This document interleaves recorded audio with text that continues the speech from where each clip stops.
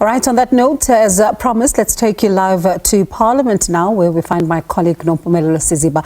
Nompu, you've been watching these developments, listening to you and the conversations you've been having. Quite a lot of people taken by surprise at this, particular development, and a number of people saying that why wasn't it done sooner? Because surely if you see, the red flags that you're not in agreement, why don't you then move to postpone the budget speech? But it was not to be, because you all got to learn as you were there, waiting to hear?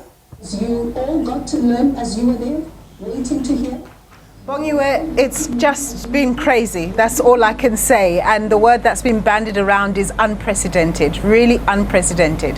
So basically what happens with this whole budget day, even with midterm budget, what happens is that there are a number of people who go into something that's called a lockup. That's where journalists, business journalists, economists, and other interested parties go and read through the massive volumes of documents that are available that speak to all the various budgetary issues. So a number of our colleagues went in there, including our economics editor, Tshepo Mongoai, to get a sense of what government's direction was in terms of the budget. Now, what happens is that around mid-morning, there's usually an internal briefing that's done by National Treasury, by SARS, and by the Reserve Bank, where they add more color to the documents that some of the colleagues will have been reading. And any questions that they may have are then answered in that place. But the thing is, all of this stuff that happens, all this information that colleagues take in, can only be released after 2 o'clock, the time at which the Finance Minister starts speaking. So, with that context, I do have Tshepo Mongoai with me, our economics editor. Thanks very much, Tshepo, for joining us. You were in the lockup today. At what point did you start feeling that perhaps the budget would not be delivered to National Assembly today? Well, as usual, I mean, we went through all the, rigmarole that, relates to the lockup. Everything is embargoed, so you are not allowed to communicate whatever to the outside world.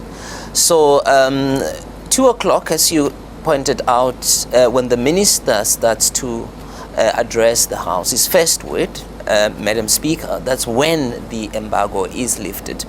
So we were told that there's going to be a delay, but we later on, we already had our phones with us, fortunately.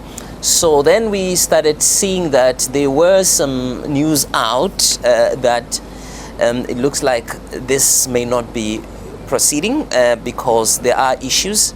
But we asked the officials, the National Treasury officials, for clarity. They were also struggling to come up with any proper definition on what is the way forward there. And they maintain that the embargo is maintained, that we cannot share that information with the outside world, particularly on the content of the budget review. And of course, we complied with that.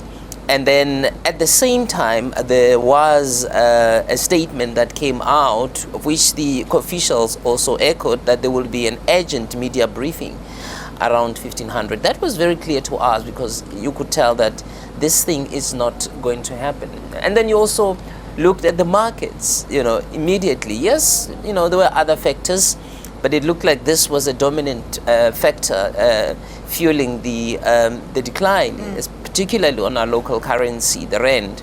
So now, you were in on that briefing that took place at 3 o'clock. Were they able to add any color to why this postponement has been decided? Why so much at the 11th hour when there was so much at stake, actually?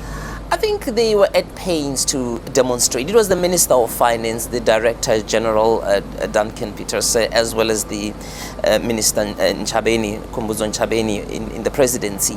They were at pains to demonstrate that the GNU is still intact. There is nothing else. Yes, they also said that there's some disagreement on some of the areas in the budget speech that they could not agree, and that disagreement was not only about a particular party that was not happy. It was a sentiment that was expressed across cabinet ministers, and they even said, even ANC, senior ministers were actually against some of the proposals in the budget document. And subsequently, it was agreed that there should be further consultations, particularly on those contentious areas where they could not find each other, up until the 12th of March. So, but the message that seems to be out there was the fact that, they were saying the DA was not happy with some of the tax proposals, and they were also trying to, talk about the leaks that they were not quite happy about, that came out in it's earlier very this week. problematic. It suggests Absolutely. that there is a lack of trust within the GNU, such that when people are not happy, they're just going to leak things. Yes, and the DG, the Director General, said that the leak would not have came out of the National Treasury. And the minister further said that, he even mentioned that the Freedom Front, is the one that leaked it. And then he said that it was a cabinet minister. So, he clearly is accusing the Freedom Front for that particular leak. He even went on to say that when they shared the information with cabinet colleagues, they did not give a figure. So that's why the story that came out from that particular leak did not have the right proposal in terms of a VAT increase. But the bottom line is, Tshepo, is that our finances are very tight right now. I know that you're not necessarily allowed to tell us your deductions from what you read because it's still embargoed until March the 12th. But ultimately, what does this signal to you about our financial situation? And you also said that the finance minister, when we're speaking off air, you indicated that the finance minister was talking about a lack of resources to make payments to certain sections of the public sector. Absolutely, yeah. The finances are dire. They're not in a good shape. And I think, it's only when people experience it in their own personal way, then they believe it. But for as long as people don't believe that we are in a crisis, people tend to downplay it. And clearly there were different options that government was at pains to explore. But I think politics always find their way and take the matter. So, it's going to be, it's not just us as a country, but it's also, the image that we are trying to portray out there as a country, and the fact that we are trying to deal with a very tight fiscal environment that we find ourselves. They're speaking in my ear, Tshepo, very quickly. Tomorrow, we've got the G20 Finance Ministers meeting. How is Mr. Godongwana going to be able to hold his head up as he converses with these other finance ministers, as we as South Africa try to convey that we've got this, we're a leader, but we can't even manage to table a budget? Yeah, no, the reputation will take a knock from this particular development. Depending on how we emerge out of it. So we have a lot of work to do to rebuild, to show and demonstrate to the international community, but most importantly, even to our bondholders. I mean, there are people who have assisted us financially that we have to pay. So they are looking at us with eagle eyes to see that they're not going to lose their money. Yeah. So it is very important that we come out of this and we show that the GNU can work.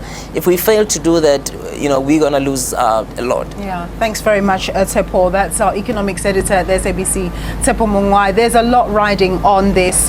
Never mind for the ordinary South African citizen who wants to know what is what. But of course, the big question is, are they going to take the extra 2 percentage point increase on VAT off the table? And if they do, what are they going to do instead in terms of raising revenue? Because the reason for them raising revenue was really to ensure that they're able to cover the bases in terms of the higher wage increases that they're giving to public sector workers, being able to better capacitate the police services and so on, and many other factors, learnerships for young people and so on. So where are they going to get the resources from? Are they going to have a meeting of minds? These are some of the issues, Bongiwe. It's been a crazy day, but with that, it's back to you.